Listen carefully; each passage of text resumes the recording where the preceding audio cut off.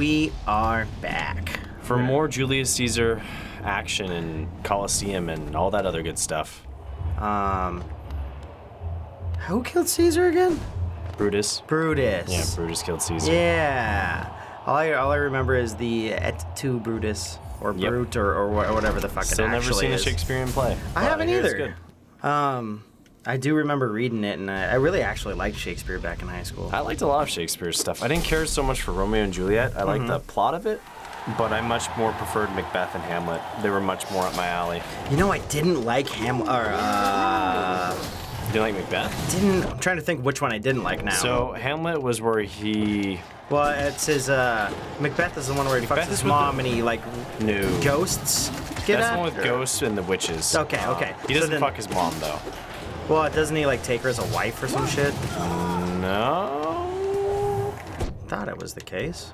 Do not believe so. Okay, I might. His dad is dead. No, in Macbeth, he comes back after, I believe, being at war, only to find that his father is dead and he sees the ghost of his father, and his mother has married the king's brother, so his uncle. Oh. Okay. And it goes down with him trying to find a way to, like, his wife goes crazy, and I did a whole kind of illustration concept behind it where Macbeth was elves. I actually remember that. Yeah, you did like a whole character thing. Because I really liked Macbeth's story, but I'm having trouble remembering exactly the plot. Yeah, that's I remember like, how it 12 years ago? 12 that you years last ago read it, since probably? we got in high school, and it's been 6 years since I did that project. I remember the witches because that's how the story opens, and it's Macbeth, and it's not Horatio, but his friend that is with him. They see the witches together, and that does sound like Horatio, though. Is Horatio not the same guy? Maybe it was Horatio. I have to look it up. Yeah, it's been... I remember still really liking the designs I came up with that. It was basically like a fantasy. Yeah, I remember when you did that, and it's kind of like how the one that you did art style-wise for D&D. Well, D&D, but isn't it like the character concept stuff that you did for the Nutcracker too? Yeah, so I did similar, that. like a so I did that model? before. The very first concept, like fake concept thing I did was in my junior year of college. I took the idea of Jack and the Beanstalk and I made it into a sci-fi fantasy. So I made Jack into almost like a samurai, and he had cyber armor, and I made the harp into she wasn't just a physical harp, she was more of a defined character. The giant was not just large, he was a giant suit of armor with a flaming skull. It's kind of like not a Dullahan, but what is it called when the suits of armor? Kind of like a Dullahan. But isn't a Dullahan like the headless thing? Dullahan is a headless one, but you can picture a Dullahan, but for his head instead, it'd be a giant flame with a little like V shape to signify his eyes. Making the cellar was fun. All those concepts are really still pretty good, but I took that. It was part of a college project. We had to take a fantasy story and we had to do our own twist on it. And, do a bunch of different character designs, do one turnaround. You said it was, what class was it for in college? Like art? What was it? Or was it like a writing concept? It was one of my illustration classes. I can't remember the name of it. My friend Brian was in it. A bunch of my good art buddies that I still talk to are from that class. I believe James was in that class. My friend Leo was in that class. He was a really good. Jeremy was my teacher. He was fucking fantastic. I still talk to him every now and then. Good old Jeremy. He does a bunch of covers for Marvel Comics. He's done some recent ones for the Star Wars ones. Is it? I think you've showed me this stuff. I think so. Like he's more painterly than I am, but painterly. I like that. He paints. No, I mean I get it. I like that. Like that. It sounds good. Painterly. Yeah, it's much more regal. I just draw and doodle stuff. But no, that was a fun class. He would just give us a short list of different things to do. But then when I had my internship for GhostPod, they wanted me to do something similar, and it was along the same lines. Yeah. And they had a list of, hey, choose from this, this, and this. And I was the Nutcracker when I was a kid in elementary school, so I played him. So it's always been closely tied to me. It was my grandfather's favorite play. I never met him, but on my mother's side. So it was important to her too. And I've always enjoyed steampunk, so with their help, I went ahead and did the concept work while also working for the studio. That's right. I really like the rat ones that you did. Yeah, the pirate rats are fun. So I've been working on a comic. I mean, I've written it, and I've done very loose boarding for it. But I've worked out most of the plot, and the only thing that I would like to do with it is it's almost a Samurai Jack-esque comic, in the sense that in Samurai Jack, they kind of go everywhere. In one episode, it's Alice in Wonderland. In another episode, you get those basic Scotsman. themes, right? You get those basic themes, and the idea from there is the world that I've created can kind of go in that function to where one episode could be a noir episode. So it could be a whole set of stories where the main character is in a noir setting and has to deal with characters from that world. I like that. It gives you a lot of variety to be able to adapt. Exactly. Stuff. And I love time travel and stuff of that nature, so it kind of works in that favor. So yeah, I mean, that's a concept I've been floating around for a long time, and eventually I will illustrate it. I plan on starting it December. I've written the first arc very loosely. It will obviously need to be redefined. But I mean, the hardest thing with doing a comic, I believe, is just kind of boarding it out and getting your action, because the words can always change. You can always change what words are in a comic strip. Or even like you can completely change a comic strip based off of just what words you use. Exactly. You could leave the exact panels and have it be a completely different story structure based off of how you say it or what you say. Exactly. So like I've written the basic plot. The hardest part is not so much the plot itself, because I feel I've got a good grasp on that. The hardest part is writing the dialogue for the characters and making sure that they're consistent throughout. Yeah. It's also like finding like dialogue that fits, doesn't feel forced, but gets the story across. Exactly. But you also have to do it in a short enough time span where it spans a panel. I'm not trying to be some of the Marvel writers. I'm trying to think of his name. There's certain Marvel writers. He's written Avengers. Michael Brian Bendis. He's a fantastic writer. I haven't heard of him, but he writes a lot of dialogue. So sometimes you'll get his comic, and it's done by Oliver Copiel, who is a fantastic artist. If you haven't looked him up, he's a French artist, Copiel. He's done a lot of work for Marvel on X-Men. I believe he did this Avengers comic, but you just look at a panel with Tony Stark, and there's about 6 word bubbles in one panel. And the dialogue's fantastic, but at the same time, it's like, man, I wonder what the art looks like behind this, because there's just fucking so much shit. Whoa, why did I so like much super fall down? You know what? I kind of feel guilty that I'd never read more comics. Well, comics are expensive. Even back when we were kids, it was about $3 a comic. Now it's about $5 a comic.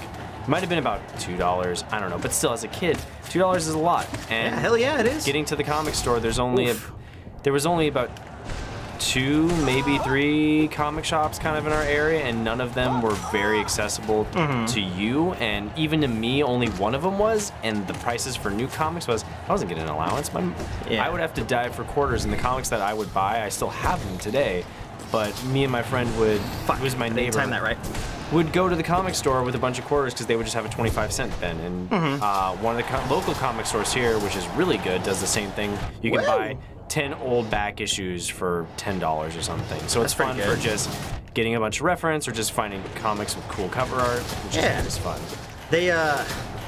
You're right. I didn't even start like driving until after high school, really. So to be able to where you lived for some of the time of your life, how would you even get anywhere?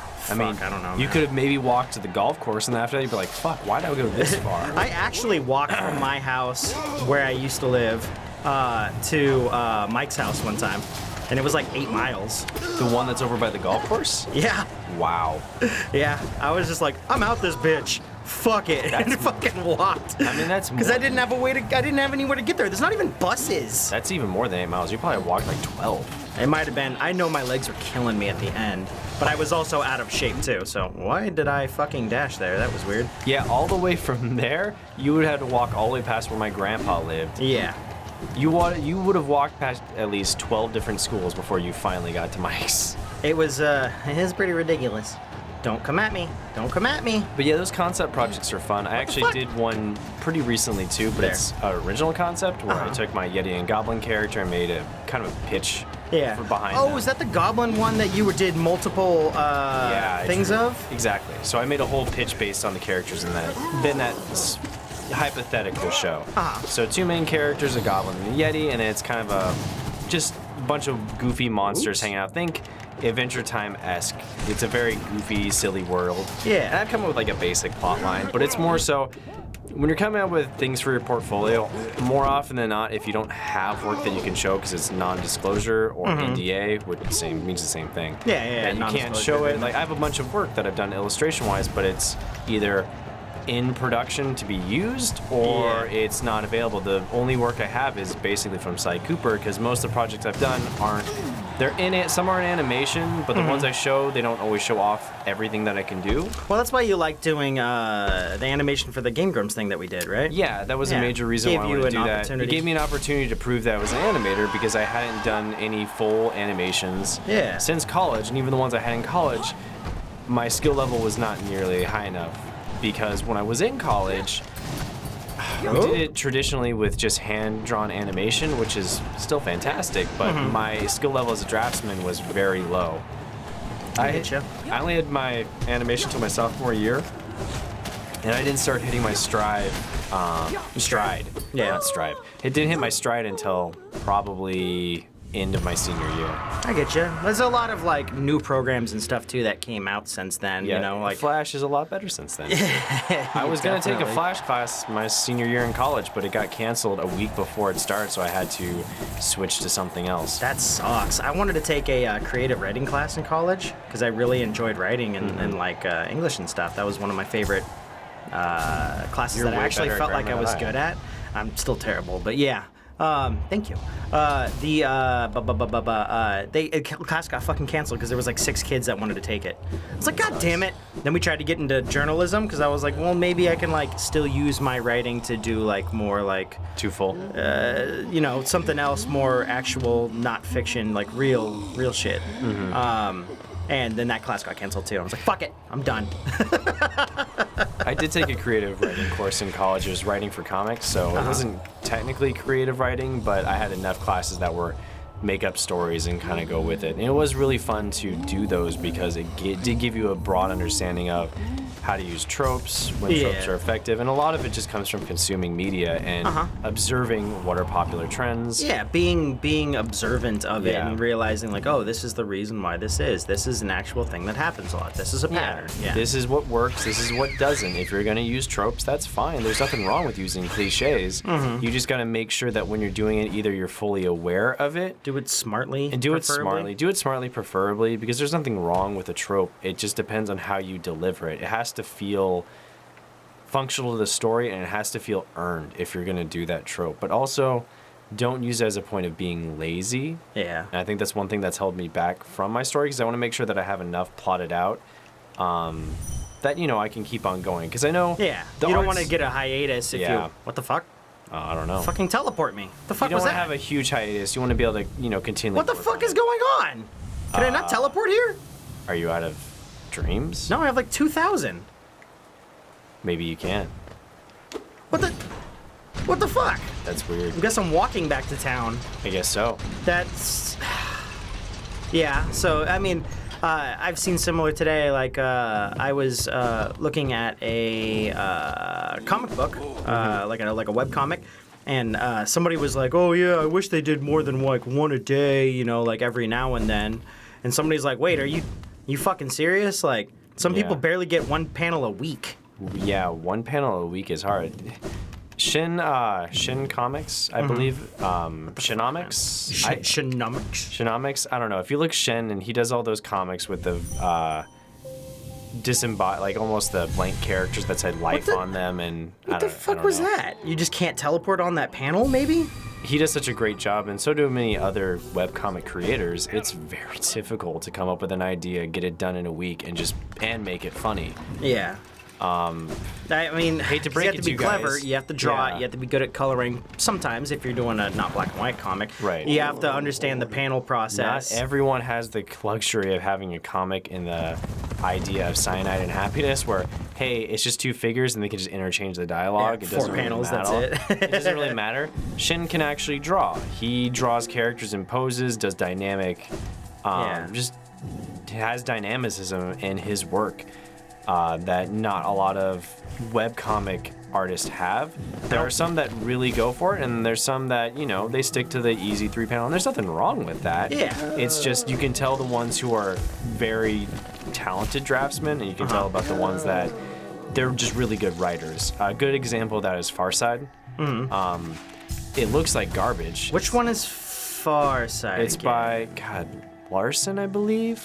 Like characters? It's those big, fat, like characters with the long, pointy noses, and they look almost like scribbles, and they're usually one panel. Shit. They're from the back old days. Let me double check and make sure I'm looking up the same thing. Because there's a lot of them that look kind of similar in the newspaper ones, the newspaper comics, like Pearls Before Swine and actually I don't fucking know any other ones other than like Family Circus and shit. Calvin and Hobbes. Well, I mean, they're not in the Peanuts. newspaper, right? Not anymore, but Calvin and Hobbes was. That was one reason why he stopped. I meant like currently. Oh, currently? Yeah. I mean, who buys newspapers anymore? Farside. I go to like, yeah. They don't have like a set character. They have a style. He has a distinct style. And he's not a very good draftsman, but his writing is fucking top notch. Or I think it's a he or she, whoever writes Farside. They were a fantastic, or are a fantastic writer, and their comics are very funny for that regard. But, you know, I think that's the biggest thing about comics is the writing has to be there. If the writing's not there, it doesn't really matter how good the art is. It's never going to sell. Because so much of comics, at least those type of comic strips, is just words. Oh, did we finally have enough? Yeah. Oh, shit. I collected it while we were... So now he's going to immortal you. Yeah. Oh, you have to fight him? Well, I mean... Kind of? Kind of? No. No. Just gives you a charm. I didn't want to say it. I had it spoiled for me like a year ago. So I knew that we didn't. But yeah, it's like a little, like they fuck with you and you're like, oh shit! The secret boss! That would have been cool if he was a secret boss. Yeah, but they decided to kind of like set it aside and be like, no, we're gonna allow you to think you're fighting him, kind of turn it on its head. It's a nice little bit. Yeah. Nothing else to give me. Okay, cool. So I also collected, where is it? The Last Charm. The Last Charm Notch. Is there... You can only see it in the bench. Yeah, there's no other way to check. Fuck. You just gotta go up. Yeah. Well, now we're gonna go for the Pantheon, guys. Nice, because that's kind of it. I mean... That's really...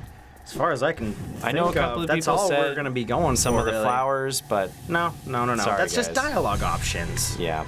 And, like, I've already read them, so... Yeah, you've already went and saw them yourself, so What is that. the closest... What is the closest to get to the Pantheon? I have no idea. The junk It's been pile. about... Where is it? There it is. Junk pit. So maybe the City of Tears and drop down? I think it's been like 3 weeks since we did this. It's been a good while. It's been a while since we came back to this game. I was playing against the... Shit, which one is it? The Queen It's funny because we Station? didn't make a big deal about the Trial of Fool, but you it's the really Queen just Station. went in there and just kind of knocked his block off. Well, I've been practicing. Yeah. I have calluses on like look at where my thumb's all red and has that that's white spot. gross. That's it's just skin. And still, it's gross. Regardless.